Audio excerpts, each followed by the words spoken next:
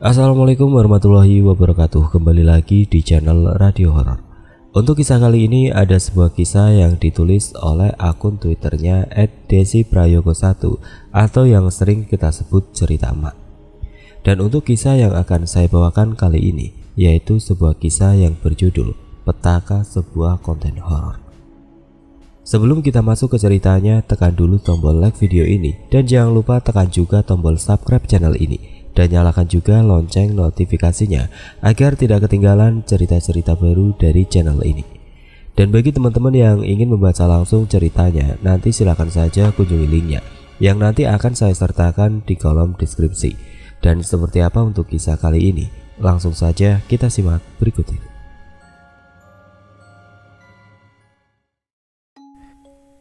Cerita kali ini dikirim oleh seorang YouTuber yang suka sekali melakukan penelusuran horor ke tempat-tempat terbengkalai. Bukan hanya di tempat asalnya, tapi juga ke seluruh tempat di Indonesia kita tercinta. Tapi dari semua tempat penelusuran yang pernah dia kunjungi, ada satu tempat yang membuatnya tertarik. Karena di situ dia bisa langsung berinteraksi dengan salah satu sosok penunggu bangunan tersebut. Sebelum masuk ke ceritanya, aku akan memperkenalkan sedikit tentang narasumber kita.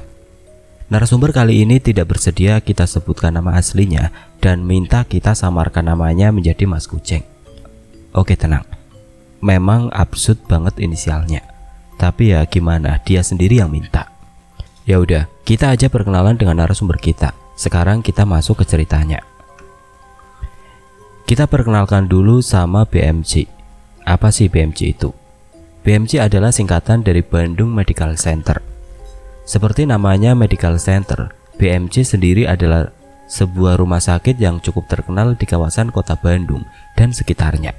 Siapa sih wak-wak Bandung yang tidak tahu dengan asal-usul rumah sakit tersebut?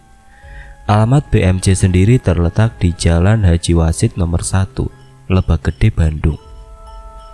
Dulunya bangunan ini dikenal dengan nama Rumah Sakit Sartika AC, tapi hanya beroperasi sampai tahun 1995 dan rumah sakit tersebut diteruskan oleh Bandung Medical Center di tahun 2000. Sedangkan untuk rumah sakit Sartika AC masih ada dan beroperasi sampai sekarang, cuma alamatnya berpindah ke Jalan Muhammad Toha nomor 369 Cisereh Regol, Kota Bandung, dan namanya berubah menjadi Rumah Sakit Bayangkara Sartika AC. BMC sempat mengalami renovasi, akan tetapi renovasinya dihentikan ketika pemiliknya meninggal dunia. Setelah itu tidak ada kejelasan apapun perihal kelanjutan renovasi bangunan tersebut. Alhasil bangunan ini menjadi terbengkalai sampai 17 tahun lamanya. Namanya rumah sakit terus terbengkalai. Jelas ada banyak sekali rumor hantu yang mendiami rumah sakit tersebut. Itulah yang menimbulkan rasa penasaran beberapa orang tentang keberadaan sosok-sosok yang ada di dalam rumah sakit. Akhirnya banyak sekali orang yang berdatangan ke sana, mulai dari sebatas ingin melihat-lihat sampai ada yang ingin melakukan uji nyali pada malam hari. Dulu rumah sakit ini masih bebas dimasuki orang kapanpun. Kalau untuk sekarang, setahu aku sudah tidak mudah lagi. Tidak sembarangan orang memiliki akses masuk ke dalam rumah sakit tersebut. Karena dengar-dengar, rumah sakit itu sedang diperbaiki ulang dan katanya akan dioperasikan kembali untuk melayani masyarakat. Terlepas dari apapun kisah desas-desus yang menyelimuti rumah sakit tersebut, aku bersyukur jika andai rumah sakit ini akan diaktifkan kembali. Selain itu, meminimalisir tempat terbengkalai itu juga bisa membuka ladang pekerjaan untuk beberapa orang yang membutuhkan. Sama menambah list rumah sakit untuk masyarakat. Apalagi di tengah pandemi seperti ini. Pasti banyak banget masyarakat yang membutuhkan rumah sakit untuk berobat. Karena beberapa rumah sakit pasti sudah penuh sama pasien-pasien yang terpapar COVID. Aku nggak bisa bayangin kalau suster sama dokternya itu. Bismillah sih, kagak ya. Yang ada nggak sembuh malah spot jantung. Jadi itu tadi secuil informasi dari aku perihal asal-usul BMC ini. Mungkin di sini ada wak-wak dari Bandung bisa tambahin di kolom komentar apabila ada informasi yang kurang. Sekarang kita masuk ke pengalaman Mas Kucing dengan beberapa kawannya ketika sedang melakukan penelusuran di dalam rumah sakit tersebut pas di malam Jumat Kliwon. Ya udah, Masuk ke ceritanya. Bulan Mei tahun 2017, Mas Kucing dan kawannya memutuskan untuk datang ke BMC karena saran dari subscribernya yang katanya kalau datang ke BMC rekomen banget pas malam Jumat Kliwon dan datang dengan jumlah ganjil. Saat itu Mas Kucing masih baru banget merintis akun YouTube-nya. Subscribernya pun baru 2000. Berhubung Mas Kucing ini anaknya sangat ambisius, dia coba bertanya ke para follower IG-nya mengenai tempat-tempat yang rekomen banget untuk dikunjungi. Dikunjungi sendiri memiliki istilah lain, uji nyali. Kebetulan video di channel YouTube Mas Kucing ini semuanya berisi tentang pengalaman-pengalamannya ketika mengeksplor tempat-tempat berhantu. Dia juga pernah mengunjungi tempat-tempat berhantu di Surabaya dan salah satunya itu rumah hantu Darmo. Wak-wak Surabaya pasti nggak asing dengan rumah tersebut. Di sini Mas Kucing tidak akan membahas rumah itu ya. Ketika dia habis membuat IGS tentang pertanyaan tersebut, banyak sekali DM yang masuk dan semuanya menyuruh dia untuk berkunjung ke Bandung Medical Center. Kebetulan juga saat itu Mas Kucing dan 4 orang timnya sedang staycation di kota Bandung. Setelah asik-asik scroll DM yang rata-rata isinya sama saja, tiba-tiba Mas Kucing tertarik dengan satu DM yang bertuliskan, "Kalau ke BMC, rekomen banget pas malam Jumat Kliwon." Sesuatu yang berkaitan dengan malam Jumat, apalagi malam Jumat Kliwon, itu pasti estetik parah.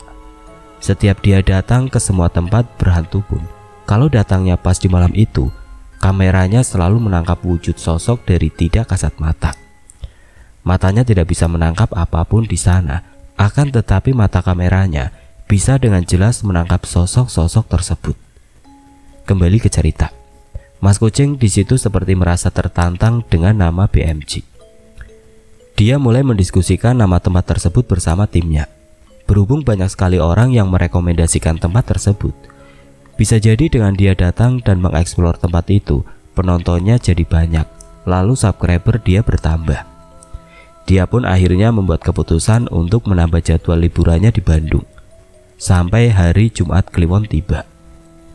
Sebelum hari H, Mas Kucing dan kawan-kawannya ini sempat datang ke rumah sakit tersebut guna untuk melihat-lihat titik lokasinya.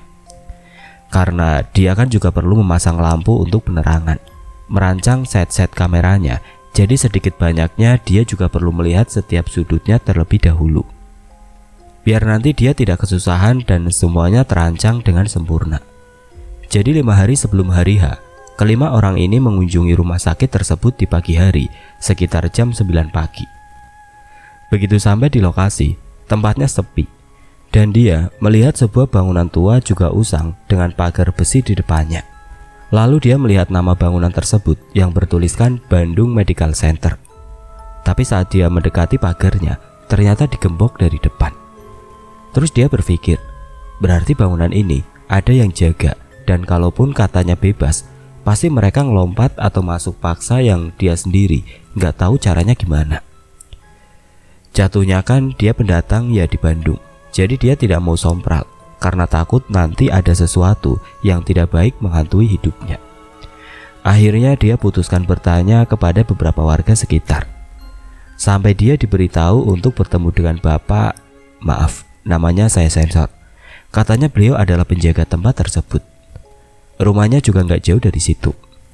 Ya udah tuh, Mas Kucing dan timnya langsung menuju rumah bapak itu. Pertama kali ketemu orangnya ramah banget. Beliau baik parah sampai nawarin makan.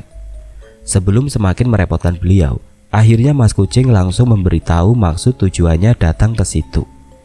Bapak ini yang awalnya aktif berbicara, tiba-tiba diam sambil mengamati wajah Mas Kucing. Mas Kucing heran dong, terus nanya, "Kenapa Pak?" Bapak ini jawab, "Aden mau apa ke dalam?" Kembali Mas Kucing memberikan penjelasan, tapi kali ini lebih rinci kepada si bapak. Terus bapak itu menjawab, "Di situ ada beberapa pantangan Den yang tidak boleh dilakukan. Jelas tidak boleh berkata sompral dan berbuat tidak baik. Tapi juga ada beberapa ruangan yang tidak boleh Aden masuki. Paling tidak 3 ruangan ini jangan Aden masuki." "Apa aja itu Pak?" tanya Mas Kucing penuh antusias. "Kamar mayat, kamar bayi, dan 1 ruangan di kamar bayi. Jangan pernah sesekali memasuki ruangan itu, Den. Nanti riwah. Jelas bapak itu kepada Mas Kucing. Di dalam hati Mas Kucing ini ngebatin, ya sayang banget gak boleh masuk situ. Biasanya kalau dilarang pasti ada sesuatu yang menarik. Tiba-tiba bapak ini mendekat ke arah wajah Mas Kucing dan berkata, "Jangan langgar kalau Aden tidak mau keluarganya dalam masalah." Terus bapak itu kembali ke posisi duduknya dan diam. Mas Kucing yang digituin ya kaget lah. Secara dia kan ngebatin, tapi bapak ini seperti tahu sama apa yang sedang dibatin sama Mas Kucing. Semuanya pun setuju dan mereka langsung diantar menuju ke gedung BMC. Saat sampai bapak ini bilang, "Saya tunggu di rumah ya, Den. Saya nggak berani lagi masuk situ. Nanti kuncinya balikan lagi ke rumah." Mas Kucing dan kawan-kawannya menganggukkan kepala, lalu bapak itu mulai berjalan meninggalkan mereka. Pagi itu Mas Kucing sempat live di IG dan dia mulai menunjukkan ruangan demi ruangan yang ada di dalam BMC kepada para followersnya. Tapi entah kenapa saat dia berada di ruangan bayi, tiba-tiba layar HP-nya kayak error gitu dan berlanjut sinyal HP-nya yang tiba-tiba hilang pletes. Gak ada sama sekali. Hasilnya live pagi itu tidak berjalan dengan sempurna sesuai kemauannya. Tapi ada sesuatu yang menarik di situ. Bukan Mas Kucing namanya kalau tidak melakukan sesuatu yang aneh-aneh. Di pintunya, waktu itu memang ada tulisan dilarang masuk. Entah memang sudah ada sejak rumah sakit itu berdiri atau baru dipasang waktu itu. Sebenarnya siapapun pada saat itu bisa kok masuk ke dalam, tapi harus dengan seizin bapak ini. Karena kalau terjadi sesuatu biar ada yang bantu, biar enggak seenaknya juga. Terus Mas Kucing pada saat itu kepikiran sama apa sih yang ada di dalam situ. Dia oglek-oglek gagang pintunya, ternyata dikunci. Pikirnya dia ruangan itu dikunci, makanya Mas Kucing niatnya mau lihat-lihat yang lain. Enggak taunya, waktu dia posisi balik badan, itu pintu kebuka dengan sendirinya. Tiba-tiba saja ada suara kayak pintu yang udah lama gak dibuka. Kayak mana gitu suaranya. Nolehlah Mas Kucing ke ruangan itu. Tubuhnya merinding sih, tapi dia bukannya takut malah kepo. Dan di saat teman-temannya udah pada di lantai 2, dia malah masuk ke ruangan itu. Saat dia masuk ke ruangan itu, entah kenapa kayak mau nangis. Dia tahu-tahu kayak ngerasain sakit banget di dadanya. Berasa kayak habis dikhianati sama pasangan gitu rasanya. Ngerasa mulai gak nyaman, Mas Kucing mutusin untuk langsung nyusul teman-temannya. Baru 2 langkah kakinya keluar dari ruangan bayi. Dari arah belakang ada yang manggil namanya, dan itu suara cewek. Dia gak pakai noleh langsung lari naik tangga ke lantai 2. Secara itu suara siapa coba? Orang mereka berlima cowok semua. Ketika di lantai 2 ternyata penerangan buruk banget. Malah lebih ke arah gelap dan sedikit lebih rungsep. Bau apek di mana-mana, terus pengap. Dan ada beberapa alat rumah sakit yang emang sengaja ditinggalin di situ atau gimana gak paham. Pokoknya pada ngeletak-ngeletak di lantai per bilik kamar di lantai 2. Karena gak ada sesuatu yang spesifik, mereka semua langsung naik ke lantai 3. Gak jauh beda dari lantai 2 suasananya. Dan malah ada kayak bau-bau kurang bersahabat. Kayak busuk bangkai. Dan pikiran mereka ya itu bangkai hewan. Mungkin. Setelah itu mereka langsung ke lantai 4.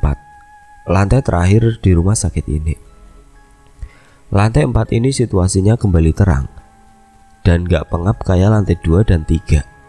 Cuma dia dan temennya justru merasa paling gak nyaman ketika ada di lantai ini. Berasa kayak banyak banget mata yang lagi ngawasin mereka. Terus di sela-sela bau pengapnya ruangan lantai 4, tiba-tiba kecium bau melati bercampur pandan dan itu nyengat parah. Sampai salah satu temannya yang namanya Mas Koi, itu kepalanya ngeliengan. Dia jalan itu sama sempoyongan. Jadi berasa ngefly, padahal juga kagak. Ya cuma gara-gara aroma yang gak beres itu. Bener-bener definisi parfum condet yang ditempel langsung ke hidung lu, Mak. Parfum condet masih mending. Nah ono, astaga, kagak bisa gue gambarin aromanya. Aneh, kalaupun ada manusia pakai wangi kayak gituan. Lu wajib mantengin kakinya, nginjek tanah apa kagak. Kurang lebih seperti itu deskripsi yang Mas Kucing berikan ke kita. Mungkin kalian bisa gambarkan sendiri. Masalahnya aku juga belum pernah main ke condet. Apa mirip-mirip kayak ampel gitu atau gimana? Lanjut. Berhubung temannya sempoyongan, 4 lainnya termasuk Mas Kucing putusin untuk selonjoran bentar di lantai 4 untuk ngelurusin kaki bentar. Kan capek tuh habis naik tangga sampai lantai 4. Kan lumayan tuh ngos-ngosan pas di atas. Gak lama kemudian kedengeran adzan zuhur di wilayah sekitaran sana. Tapi mereka masih selonjoran sambil gibahin gebetan. Enak-enak gibahin gebetan, tiba-tiba salah satu pintu ruangan di lantai 4 kegebrak kebuka sendiri. Epic kagak tuh? Dengar itu semua, ya langsung kincap kagak ada yang berani buka suara. Terus temennya yang gelingan ini tiba-tiba minta mereka semua itu buru-buru turun ke bawah. Karena dia ngerasa tubuhnya berat banget saat itu. Jelas paniklah mereka dan mulailah turun. Perasaan kayak diawasi ribuan mata itu masih menyelimuti mereka. Cuma gak ada yang berani buka suara. Hanya saling pandang untuk memberi kode. Mereka turun dan tibalah di lantai 1 lagi. Terus teman satunya lagi nyeletuk, "Kok gua belum melihat kamar mayatnya ya?" Mas Kucing langsung tersadar karena omongan temannya itu. Alhasil sebelum memutuskan untuk pulang, mereka balik melakukan penelusuran di lantai 1 untuk menemukan kamar mayat. Mereka mulai melewati lorong demi lorong. Ketika mereka melewati ruang tunggu di rumah sakit itu, entah kenapa mereka mendengar suara batuk kakek-kakek dari sudut pojok ruang tunggu. Posisinya saat itu masih siang hari dan gak ada siapapun di situ selain mereka. Dan saat dilihat pun gak ada orang sama sekali. Karena tidak ingin lama-lama, mereka terus menyusuri lorong demi lorong. Hingga ketemulah satu ruangan yang di luarnya ada tulisan dilarang masuk dan disegel ke pintu tersebut. Saat mereka mendongak ke atas, tertulis kamar mayat. Gak tahu gimana tiba-tiba kerasa hawa yang benar-benar anyep banget. Anyep itu berasa kayak bikin merinding. Ada sesuatu yang menarik di mata mereka saat itu. Karena dari semua ruangan yang ada di rumah sakit, hanya 2 ruangan ini yang ada segel di depan pintunya. Seperti ada sesuatu yang berbeda di dalamnya. Pikir mereka saat itu. Dirasa mereka sudah memahami sudut per sudutnya di dalam rumah sakit. Akhirnya mereka putuskan untuk keluar. Kebetulan hawanya juga seperti tidak bersahabat. Seolah banyak sosok yang tidak suka dengan kedatangan mereka. Setelah keluar, mereka langsung mengembalikan kunci dan balik ke hotel. Mereka juga sudah membuat janji kepada bapak penjaga kalau pas malam Jumat besok mereka akan ke sana. Sampai di hotel, mereka langsung menggambar sketsa ruangan demi ruangan yang mereka hafal, dan sekiranya ruangan-ruangan itu pas untuk diletakkan kamera. Sketsa pun selesai mereka buat, dan mulailah rapat kecil-kecilan untuk menjelaskan bagaimananya masing-masing. Deal tuh, semuanya sesuai dengan apa yang mereka inginkan. Berhubung hari itu malam minggu, mereka putuskan untuk jalan-jalan bentar mengitari kota Bandung malamnya. Singkat cerita, tibalah di hari Kamis, yang mana malam itu adalah malam Jumat Kliwon. Dari pagi mereka sudah datang untuk set semua kamera dan mencari aliran listrik untuk tempat cas kamera mereka sama colokan lampu. Semua sudah mereka prepare dengan baik sesuai set yang mereka mau. Bahkan mereka sempat balik dulu ke hotel nanti habis maghrib. Mereka balik lagi ke rumah sakit tersebut. Kuncinya masih mereka bawa karena kata bapak itu biar gak mundar-mandir, tapi ntar kelar shot harus segera dibalikan. Ternyata Mas Koi minta mereka untuk balik lagi jam 4:30 karena Mas Koi lupa ngeset satu kamera untuk depan kamar mayat. Alhasil mereka balik lagi bukan habis maghrib, tapi jam 4:30 sore dan sampai lokasi jam 5. Lalu terdengar suara-suara orang ngaji yang menandakan sebentar lagi masuk waktu maghrib. Mereka mengaku hawa rumah sakit ini antara masih ada matahari sama enggak, itu beda banget. Kan rencananya emang dimulai shot itu jam 7 malam atau habis isya, biar enggak malam-malam banget. Karena seberani-beraninya mereka, juga masih ada sisi penakutnya. Lah, pas mau mulai shot, semua kan berawal dari adegan buka pintu pagar. Entah kenapa pas di pintu pagar, berasa kayak ada banyak banget yang ngeliatin dari dalam rumah sakit. Yang mereka rasakan sih seperti itu. Cuma mereka nggak mau tersuges aja dan berusaha lempeng-lempeng bayi masuk ke dalam. Shot pun dimulai. Mas Kucing memimpin di depan dan yang lain mengikuti sambil membawa kamera di tangan masing-masing untuk mengambil angle-angle yang mereka perlukan. Ketika tangan Mas Kucing menyentuh pintu masuk, tiba-tiba ada seperti suara yang berasal dari dalam pintu pas, terus bilang, "Wilujeng Sumping," yang artinya selamat datang. Suara itu jelas banget dan itu suara perempuan. Padahal di situ nggak ada cewek sama sekali. Orang mereka cowok semua kok, dan di kameranya suara itu juga ada. Tapi mereka menganggapnya itu cuma halusinasi mereka dan mulailah mereka melakukan penelusuran. Mereka sudah salam tadi. Pas mau buka pintu, tapi malah dapat sambutan dari sosok perempuan di balik pintu. Mereka telusuri lorong demi lorong hingga masuklah mereka ke sebuah tempat yang sepertinya itu loket rumah sakit. Kalau mereka lihat dengan mata telanjang, apa yang ada di situ gak akan kelihatan. Akan tetapi di kamera, mereka menangkap sesosok perempuan tua dengan mengenakan baju perawat yang sepertinya baju suster rumah sakit tersebut. Duduk di atas kursi besi yang sudah berkarat sambil menunduk. Rambutnya dicepol dengan ada hiasan kepala layaknya suster-suster pada umumnya. Suster tua ini tahu-tahu hilang aja dari kursi tersebut. Kagetlah mereka, tapi perjalanan masih dilanjutkan. Kunci rumah sakit kan masih mereka pegang. Tapi kunci itu nggak cuma satu, melainkan ada beberapa kunci lain yang dirangkai jadi satu dengan kunci gerbang dan kunci pintu masuk depan. Mas Kucing berpikir, jangan-jangan kunci kamar mayat ada di salah satu kunci yang mereka pegang. Buru-buru tuh mereka menuju kamar mayat. Berdasarkan mitos yang berkembang, kamar mayat dan kamar bayi adalah dua ruangan yang menunjukkan eksistensi paling tinggi ketimbang ruangan yang lain. Fokus mereka akhirnya di kedua ruangan tersebut. Begitu sampai pas di ruang mayat, Mas Tio mencoba menyobek segel tersebut dengan pisau kecil yang selalu dia bawa kemana-mana. Alhasil segel itu tersobek dan Mas Kucing langsung mencoba satu persatu kunci dan salah satunya bisa membuka pintu tersebut. Asli mak, baru kali ini aku masuk kamar mayat dari rumah sakit yang sudah lama tidak berpenghuni. Hawanya beda parah dan aromanya gak nyaman banget. Yang aku nges saat masuk rumah sakit itu adalah bau formalinnya masih nyengat banget. Berasa baru ada mayat yang diformalin di ruangan itu. Tapi sebenarnya gak ada apa-apa, cuma tersisa semacam tempat buat memandikan jenazah sama lemari pendingin yang buat nyimpen jenazah. Epicnya mak, pas aku buka salah satu lemari pendingin itu, aku nemuin gigi geraham manusia.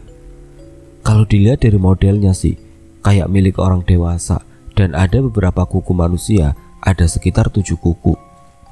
Cuma aku nggak tahu itu dari satu manusia yang sama atau enggak. Yang jelas masih satu lemari pendingin dengan gigi geraham yang aku temui pertama kali. Jelas Mas Kucing kepada kita. Setelah itu selalu ada aja kejadian yang tidak mengenakan. Tiba-tiba pintu kamar mayat yang nutup-nutup sendiri dan mereka kekunci di dalam. Terus tahu-tahu ada angin kenceng banget berembus di depan lorong kamar mayat. Bahkan 3 orang dari mereka sampai nangis gak fokus pegang kamera. Semuanya kerekam di kamera mereka. Di situ mereka putuskan untuk doa bersama sesuai kepercayaan mereka masing-masing. Lagi khusyuk berdoa, gak tahu pintu kamar mayat kebanting terbuka dengan sendirinya. Tapi pas mereka mau keluar, dengan jelas mereka melihat ada sosok laki-laki yang wujudnya tembus pandang berjalan keluar mendahului mereka. Itu jelas banget. Selain di kamera ketangkep, dengan mata telanjang pun mereka juga dapat melihat dengan jelas kemana arah pergerakan bayangan tersebut. Entah gimana bisa mereka malah mengikuti kemana arah bayangan tersebut berjalan. Dan ternyata bayangan itu masuk ke suatu ruangan yang sangat gelap sekali. Itu adalah ruangan yang letaknya pas di depan kamar bayi. Senter yang ada di kepala mereka semua tiba-tiba mati dengan sendirinya dan sempat gak nyala. Saat berada di dalam ruangan itu, mereka gak nyaman. Akhirnya mereka keluar daripada terjadi hal-hal yang enggak. Ketika keluar, mereka melihat pas di depannya adalah ruangan kamar bayi, sama dengan apa yang di kamar mayat. Mereka buka segel dan mencoba kunci satu persatu. Saat pintu sudah mulai terbuka, mereka pun masuk. Di dalam kamar bayi itu mereka melihat masih ada beberapa box bayi yang penampakannya udah enggak karuan lagi. Udah ada yang karatan, bahkan ada yang sudah hancur. Masih ada beberapa selimut bayi di sana. Tapi pas enak-enak ngeliat-ngeliat di ruangan itu, tiba-tiba mereka mendengar ada seorang perempuan menyanyikan sebuah lagu. Kalau didengar-dengar lagu itu adalah lagu Nina Bobo, tapi agak aneh karena liriknya semua diganti dengan bahasa Sunda. Mas Kucing mendengar itu penasaran, terus ngintip ke arah luar.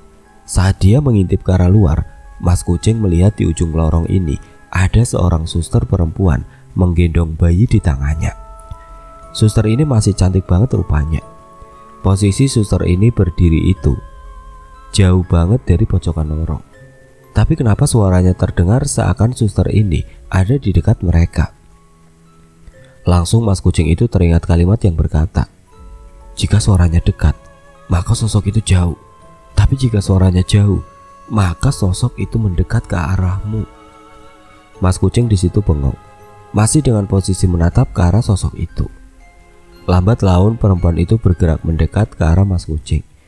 Dia bukan berjalan, melainkan terbang dan masih sambil meninabobokan sesuatu di tangannya. Sesuatu itu dibedong layaknya seorang bayi. Ketika perempuan itu semakin mendekat, seakan suara nyanyian itu terdengar berangsur pelan-pelan seperti jauh sekali. Dan tiba-tiba tubuhnya Mas Kucing tidak bisa digerakkan sama sekali. Dia benar-benar cuma berdiri dengan kepalanya yang sedikit mendongak keluar dari pintu sambil memandang ke arah perempuan itu. Tahu-tahu dia berada di dimensi lain. Semuanya hening. Teman-temannya juga tiba-tiba nggak ada dan suara mereka hilang. Kemana perginya Mas Kucing juga nggak tahu. Tapi sosok perempuan itu semakin maju dan sosok itu mulai berada persis dekat dengan dia. Matanya sama sekali tidak mau dipejamkan. Rasanya untuk nutup susah sekali. Jangankan nutup, berkedip saja tidak bisa. Kini sosok itu benar-benar dekat dengan wajahnya, tapi sosok ini tidak berhenti.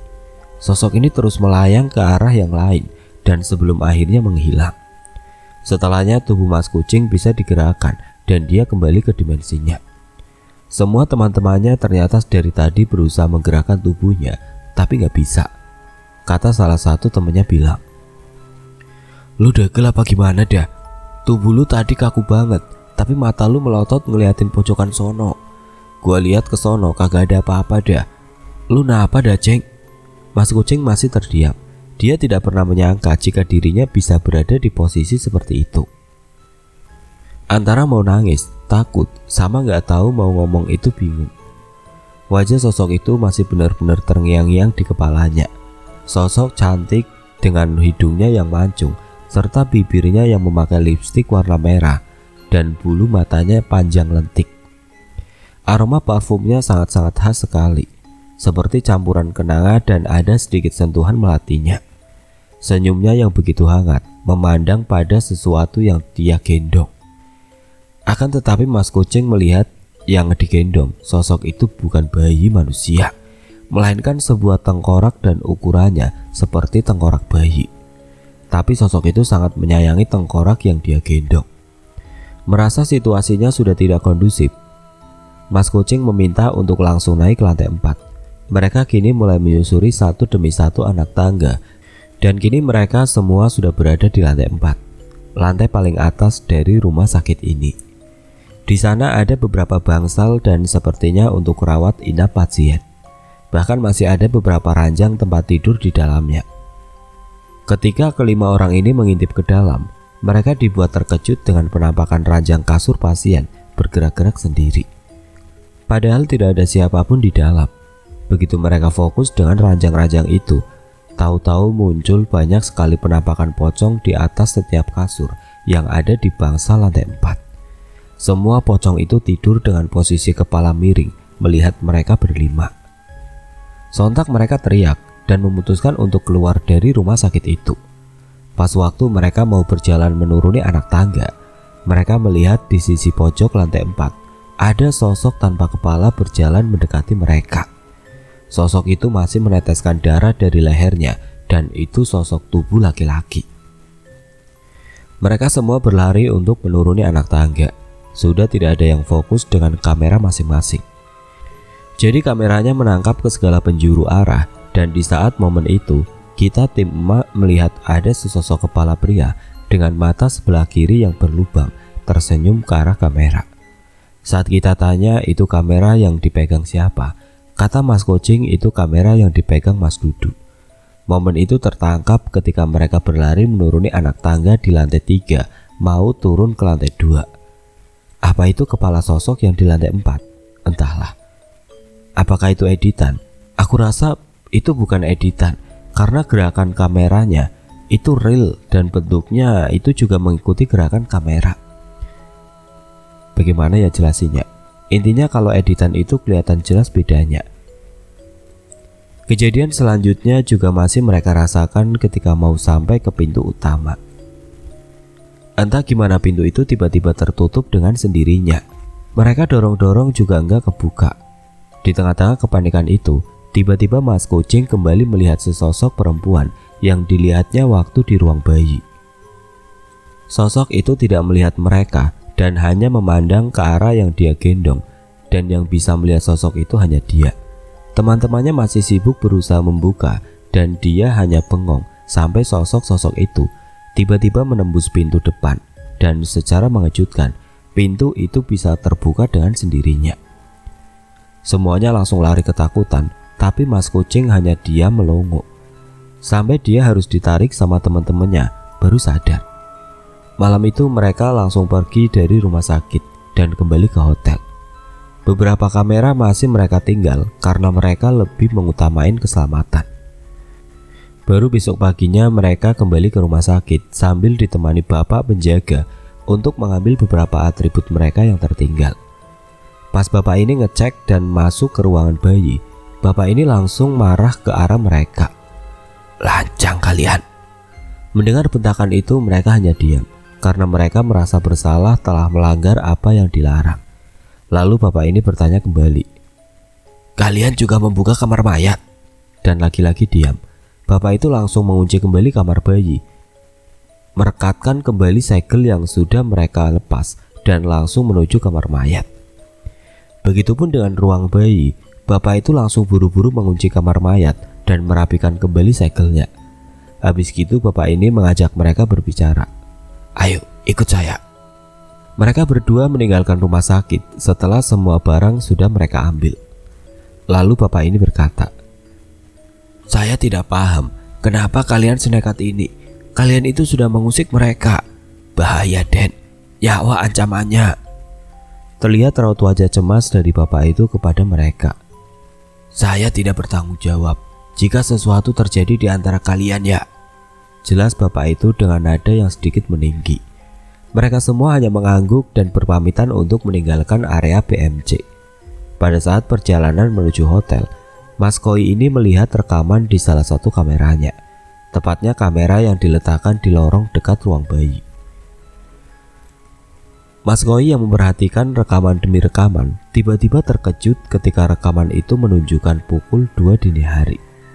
Entah gimana seingat dia pas setelah melewati lorong ruangan bayi, dia ingat betul kalau kamera yang di situ sudah dia matikan. Tapi kenapa bisa nyala sendiri ketika menunjukkan pukul 2 dini hari? Nyalanya juga cuma 13 menit, terus tiba-tiba kameranya buram dan mati.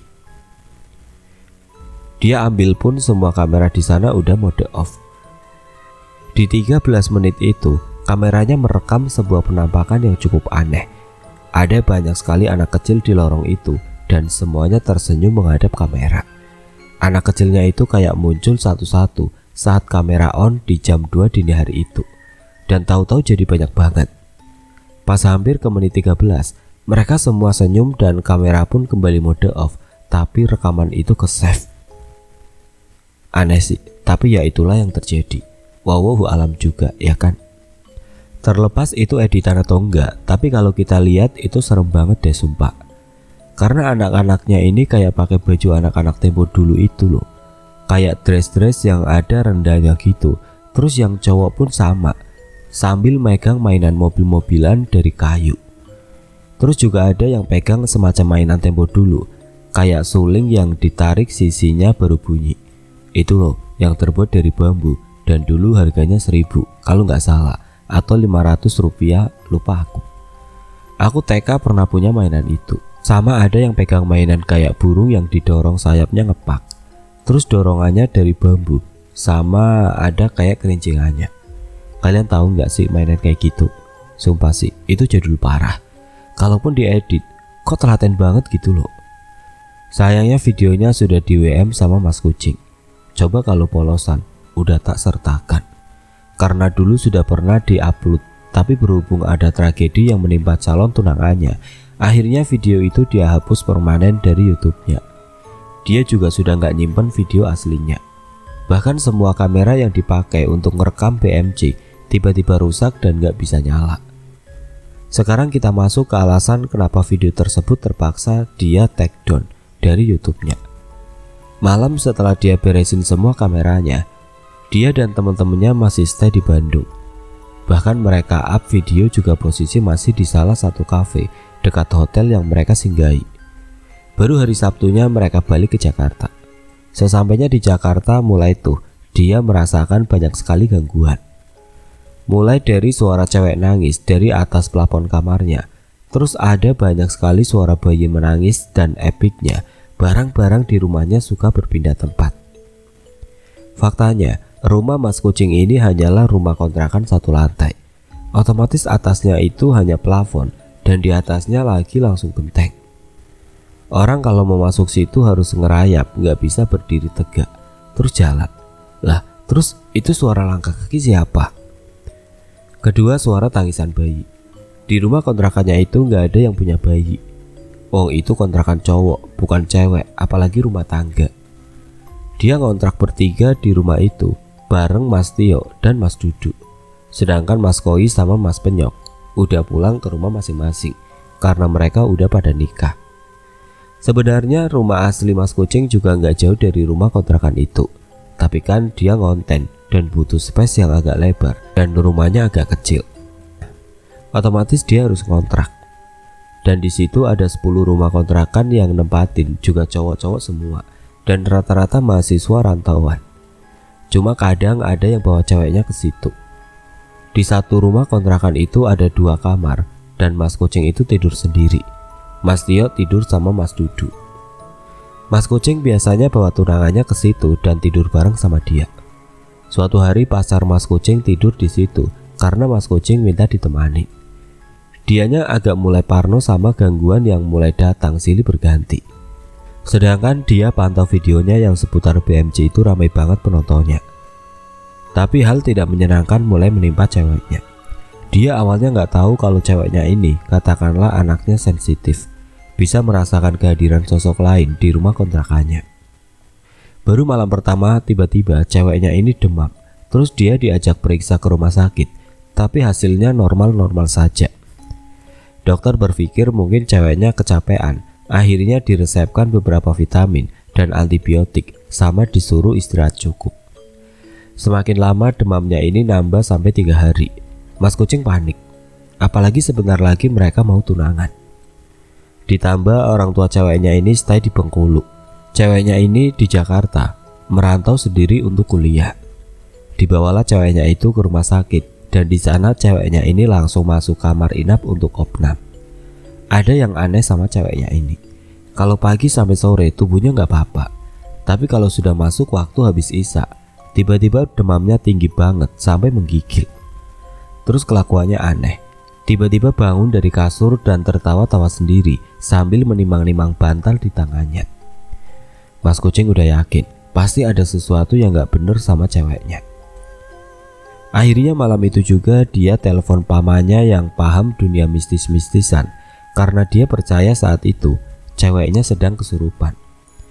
Badan ceweknya saat itu juga kurus dan pucat, sering bengong gak jelas, tatapannya selalu kosong. Udah kayak orang yang gak punya semangat hidup gitulah modelannya. Aku persingkat ceritanya. Akhirnya di hari kedua ceweknya dirawat di rumah sakit.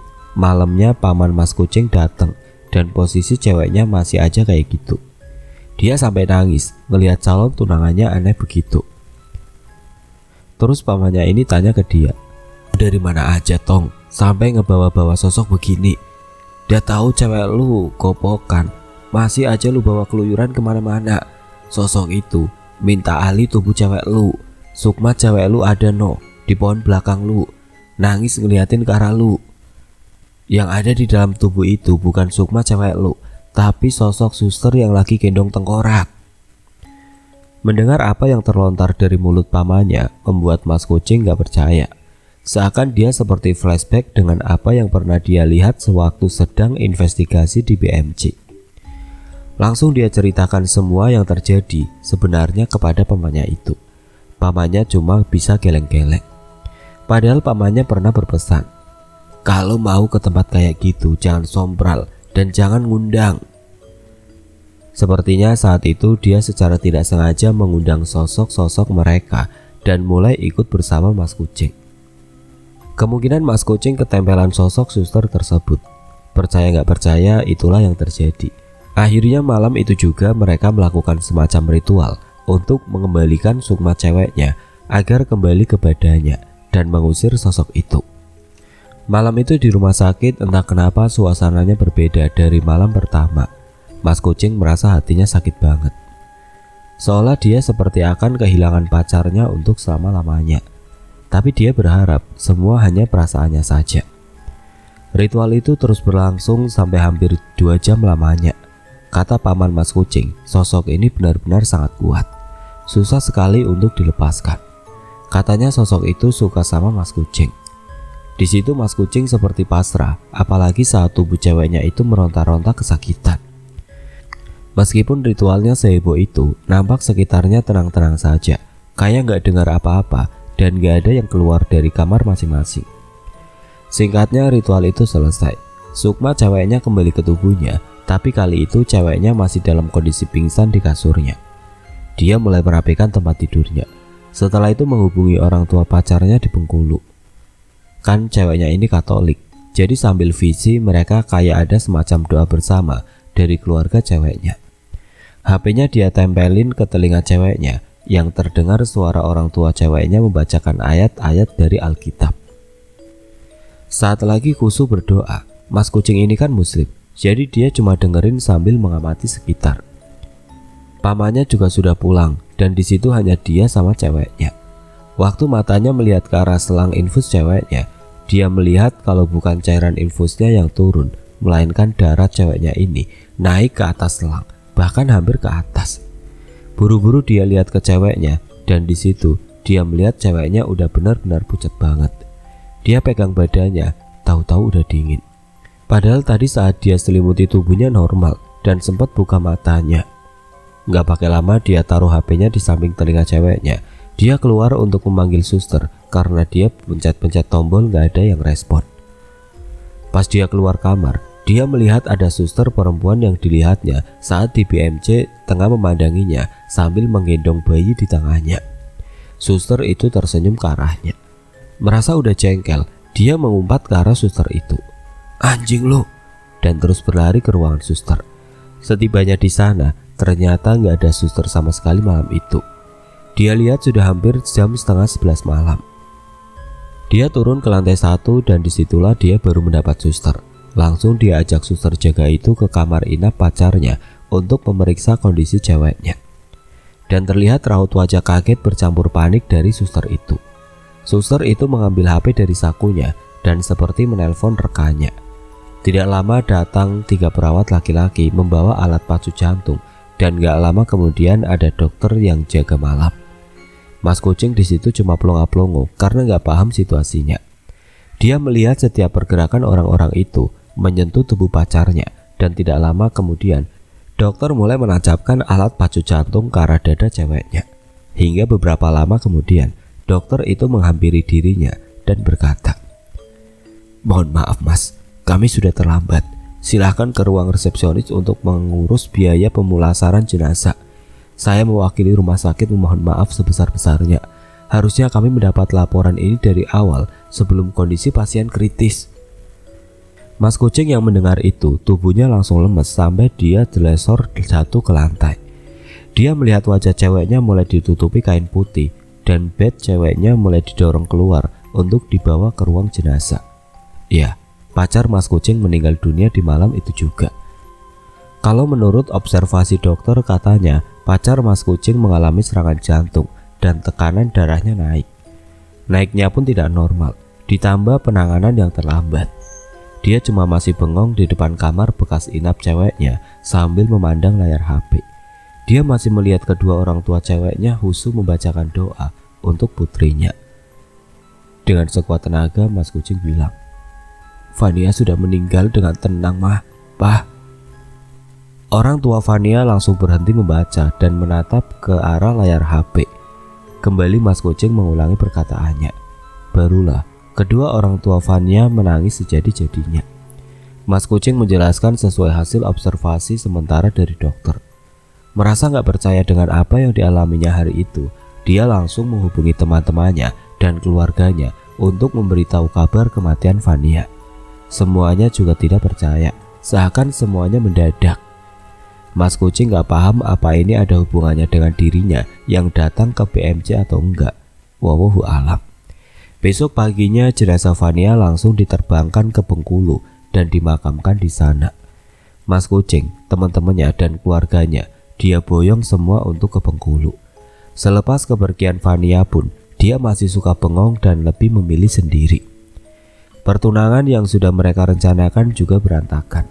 Undangan yang sudah disebar juga hanyalah kenangan, dan di hari yang sama, video itu dia hapus. Padahal viewernya sampai 26 juta.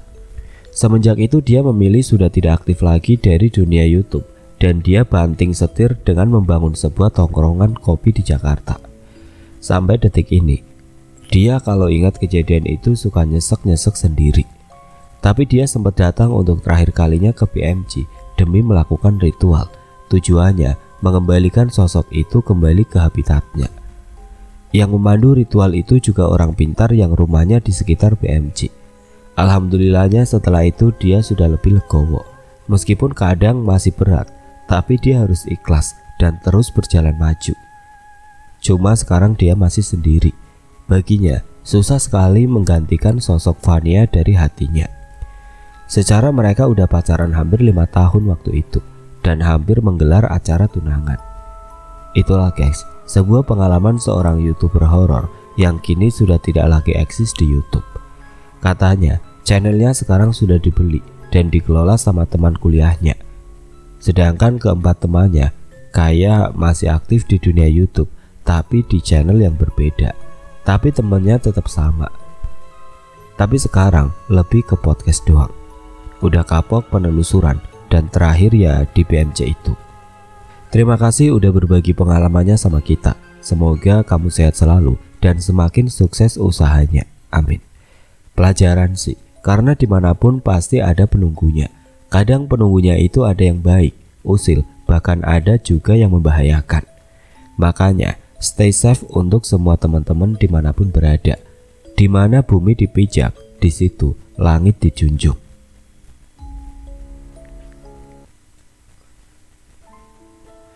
Oke teman-teman, sekian untuk cerita kali ini. Semoga apa yang sudah saya sampaikan dalam kisah ini dapat dijadikan pelajaran untuk kita semua. Dan bagi teman-teman yang baru bergabung, jangan lupa untuk like, komen, share, serta subscribe channel ini. Dan nantikan kisah-kisah horor berikutnya tetap di channel Radio Horor. Wassalamualaikum warahmatullahi wabarakatuh.